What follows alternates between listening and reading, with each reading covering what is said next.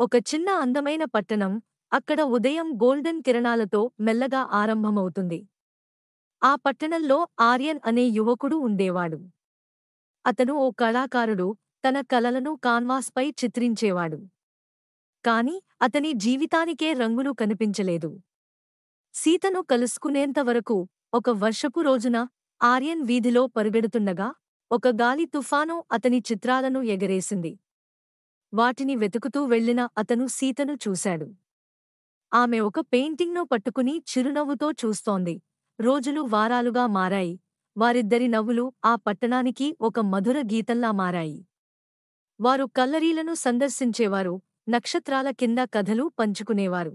చిన్న చిన్న క్షణాల్లో ప్రేమను కనుగొన్నారు. కాని ప్రేమకు కూడా పరీక్షలు ఉంటాయి.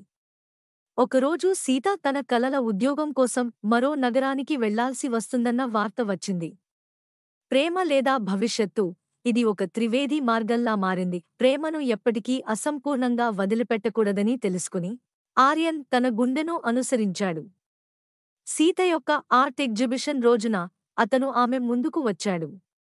అతను చిత్రించిన చిత్రాల్లో వారిద్దరి కథే కనిపించేది. ప్రేమ మరియు కలలు కలిసిపోయినప్పుడు జీవితంలో ప్రతి క్షణం ఒక అద్భుతంగా మారుతుంది. సీత ఉండిపోయింది.